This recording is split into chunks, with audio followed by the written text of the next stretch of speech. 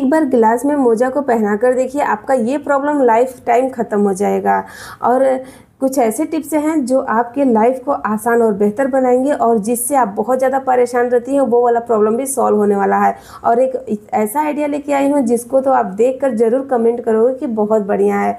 तो यहाँ पर मेरे पास कुछ पेपर बैग है। जब भी हम मॉल से सब्जियाँ वगैरह लेके आते हैं तो इसी तरीके के पेपर बैग में मिलता है, और हम इसे ऐसे ही फेंक देते हैं। देखिए दोस्तों, जब पेपर हमें बनता है ना, मिलता है ना, तो कितने सारे पेड़ को कट करके पेपर बनता है, और उस पेपर को हम फेंक देते हैं ऐसे ही।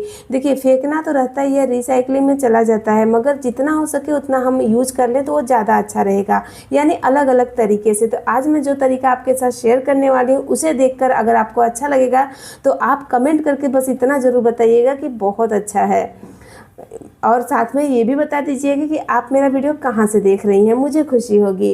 तो यहाँ पर देखिए, मैंने बैग के नीचे और ऊपर दोनों हिस्से को कट कर दिया है और इसे कुछ इस तरीके से खोल लिया है। अब इसे हम फोल्ड करेंगे। तो यहाँ पर मैं इसे कुछ इस तरीके से फोल्ड कर रही हूँ। आप जितना चाहे उतना साइज़ में इसे फोल्ड कर सकती हैं।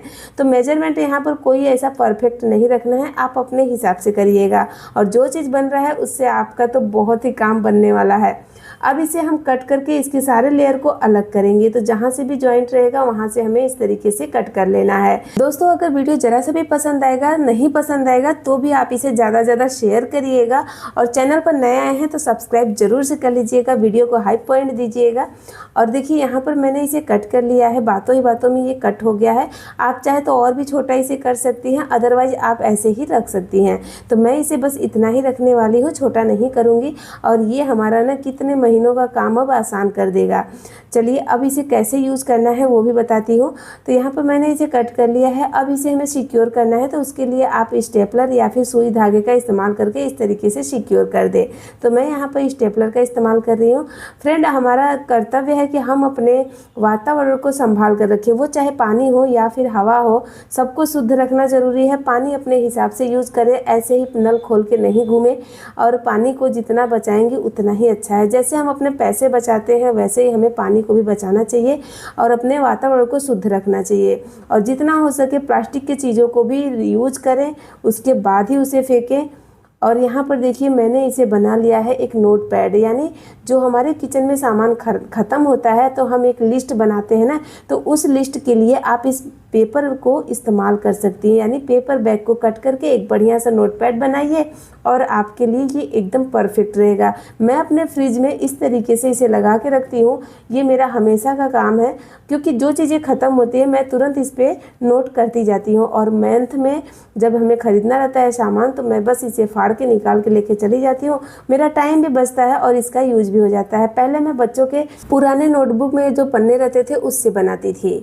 यहाँ पर मेरे पास ना नारियल है। नारियल अक्सर लोग ना ऐसे ही पटक के तोड़ते हैं, कैसे भी तोड़ते हैं। एक बढ़िया सा ट्रिक बताती हूँ जिससे नारियल आसानी से टूट जाएगा। ज़्यादा आपको मतलब ताकत नहीं लगाना पड़ेगा, ज़्यादा आपको पटकना नहीं है। बस ये वाला पॉइंट अगर आप जान लेंगी तो यहाँ पर देखिए, नारियल जब आप ऐसे लेंगी ना तो इसमें 3 रेखाएँ आपको दिखेंगी थोड़ी थोड़ी दूरी पर। और वो रेखा कहाँ से बनती है, ये देखिए ऊपर के साइड से, जहाँ नारियल का आँख रहता है ना, हम इसे आँख बोलते हैं। आप क्या बोलते हैं कमेंट करके बताइएगा। ये तीनों आँखों के बीच में से इस तरीके से ये लाइन जाती है। अब आपको किसी भी एक लाइन पर इसे इस तरीके से तोड़ना है, एकदम आसानी से टूट जाता है, ज़्यादा मेहनत नहीं लगता है, ज़्यादा पटकना नहीं पड़ता है। पानी को बस ऐसे निकाल लीजिए, और पानी भी बहुत सारा निकल गया था, ये देखिए। अब इसे आप तोड़ेंगी ना तो इसमें क्या होता है कि इसका छिलका भी बड़े आसानी से निकल जाता है। अगर नहीं निकल रहा है तो आप फ्रीजर में इसे 10-15 मिनट के लिए रख दीजिए, फिर पानी में रखिए, आसानी से निकल जाएगा, ये देखिए। चलिए बढ़ते हैं नेक्स्ट टिप की तरफ। जब हम दाल वगैरह बनाते हैं ना, तो जब हम इस तरीके से कुकर को बंद करते हैं तो आपने देखा होगा कि जब ये सीटी देगा तो बहुत ज़्यादा दाल ऊपर फेंकता है, और कुकर भी गंदा होता है, प्लस हमारा गैस चूल्हा भी गंदा होता है, और साइड का जो दीवार रहता है वो भी गंदा हो जाता है।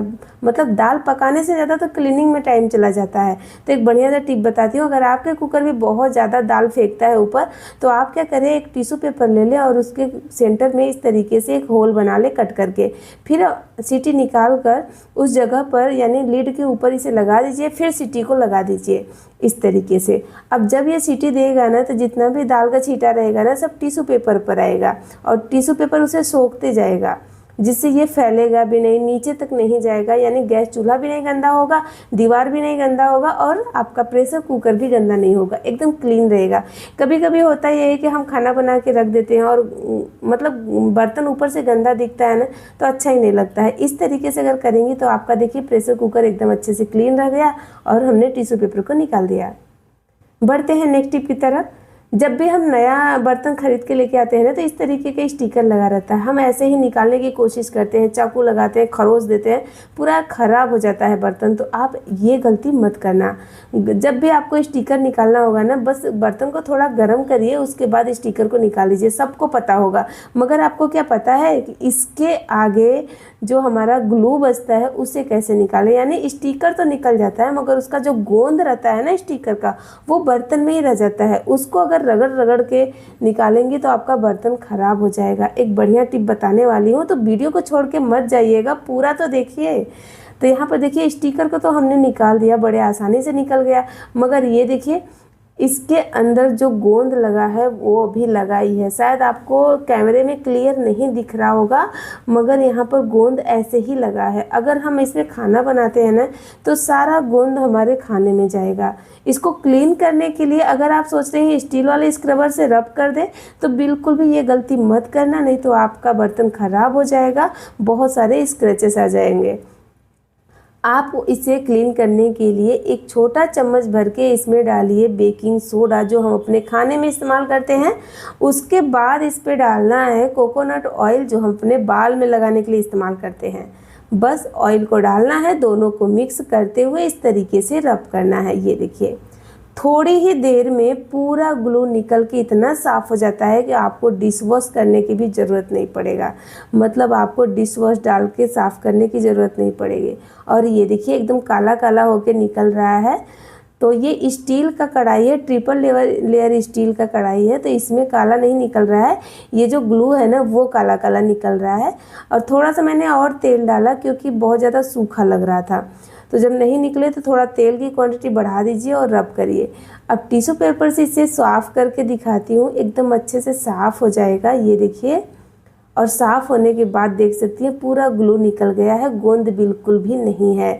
तो बहुत ही सिंपल और आसान तरीका है, ट्राई करिएगा। ड्रम स्टिक हमारे हेल्थ के लिए बहुत ही अच्छा रहता है। किडनी स्टोन के लिए ये बहुत ही फ़ायदा करता है।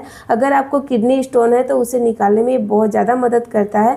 अगर डायबिटीज़ है तो डायबिटीज़ को भी कंट्रोल में करता है। बच्चे को सूखा रोग हो गया है तो आप इसका सूप पिलाइए, उसको बहुत ही ज़्यादा फ़ायदा होने वाला है। घुटनों में दर्द हो रहा है तो उसके लिए भी ये अमृत है।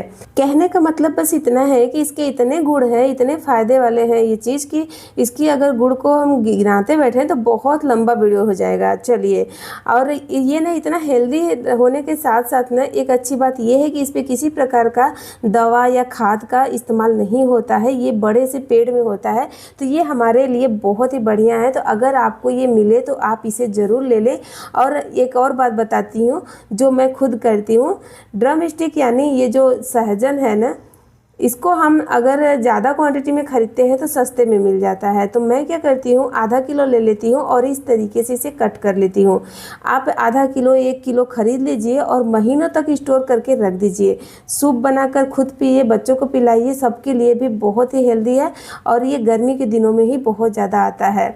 तो देखिए इस तरीके से इसके छोटे छोटे पीस कट कर लीजिए, मतलब 2.5 से 3 इंच की लंबाई में, बहुत ज़्यादा लंबा नहीं। उसके बाद आप इसे स्टोर करिए। स्टोर करने का तरीका देख लीजिए, नहीं तो ख़राब हो जाएगा।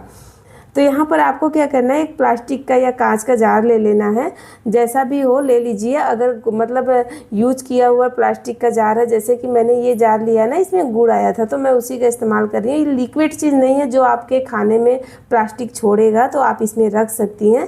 तो यहाँ पर देखिए बस इसके अंदर आपको रख देना है, कोई टिश्यू पेपर, न्यूज़पेपर कुछ नहीं लगाना है फ्रेंड। और यकीन मानिए महीनों तक आपका ड्रम स्टिक जो है ना एकदम ऐसे ही रहेगा। सहजन बिल्कुल भी सूखता भी नहीं है, सड़ता भी नहीं है। तो यहाँ पर मैंने इसको कट करके अच्छे से अरेंज कर दिया, फिर इसके लिड को बंद कर दिया। अब इसे ले चलते हैं फ्रिज में। तो आपको इसे फ्रिज में ऐसे ही रख देना है। जब भी इस्तेमाल करना रहेगा, बनाना रहेगा, तो आधे घंटे पहले इसे निकाल लीजिए। और जितना ज़रूरत हो बस उतना ही निकालिएगा, पूरा डब्बा मत निकालिएगा। महीनों तक आपका ड्रम स्टिक ख़राब नहीं होगा। मोजा अगर धोती हैं तो इस तरीके से हम भिगा के रख देते हैं, उसके बाद हम इसे साफ़ करते हैं, उसके बाद भी नहीं साफ़ होता है। और इस तरीके से अगर हाथ से रब करते हैं ना तो पूरी उंगलियां घिस जाती हैं, कभी कभी तो जलन भी होने लगता है, क्योंकि मोजा ना बहुत ज़्यादा गंदा हो जाता है और स्मेल भी बहुत ज़्यादा आता है। तो पहले इसे गर्म पानी, हल्का गर्म में, बहुत ज़्यादा गर्म पानी में नहीं तो मोजा का जो लास्टिक है वो ख़राब हो जाएगा, उसमें भिगा दीजिए। उसके बाद ना एक गिलास या फिर पानी का बॉटल ले लीजिए और इस तरीके से देखिए आपको इसको पहना देना है। यहाँ पर मेरे पास ये गिलास था तो मैं इसी के इस्तेमाल कर रही हूँ। फिर उसके बाद आपको ब्रश से इस तरीके से साफ़ करना है। देखिए मोजा पर हर जगह ब्रश लगाएंगी ना तो हो सकता है इस पर वैसे रोए रोए आ जाए। तो आप क्या करें, जहाँ पर गंदा रहता है, जैसे कि एड़ी वगैरह की जगह पर बहुत ज़्यादा गंदा रहता है ना, तो वहाँ पर इसे गिलास में लगाइए और इस तरीके से ब्रश से साफ़ करिए। एकदम अच्छे से क्लीन हो जाता है, मेहनत भी कम लगता है और आसानी से हो भी जाता है। तो मुझे ये आइडिया बहुत ही पसंद आया, आप भी ट्राई करके देखिएगा। बच्चों का हो या हस्बैंड का मोजा साफ़ करना आसान हो जाता है। तो देखिए इस तरीके से ब्रश करने के बाद दोनों मोजा में हम इसे इस तरीके से ब्रश कर लेंगे, उसके बाद हम इसे धो लेंगे। तो फ्रेंड, उम्मीद करती हूँ आज का वीडियो आपके लिए बहुत ही हेल्पफुल होगा। अगर वीडियो जरा सा भी पसंद आया है तो लाइक करें, शेयर करें, चैनल को सब्सक्राइब करें ऐसे ही आइडिया देखने के लिए, और अपने फैमिली और दोस्तों के साथ ज़्यादा से ज़्यादा शेयर करें ताकि उनको भी इसका पूरा लाभ मिले। और आप देख सकती हैं मोजा एकदम अच्छे से क्लीन हो गया है, बिल्कुल भी गंदा नहीं है। तो है ना कमाल का आइडिया? कमेंट करके ज़रूर बताइएगा कैसा लगा, मुझे आपके कमेंट का इंतज़ार रहेगा। Thank you.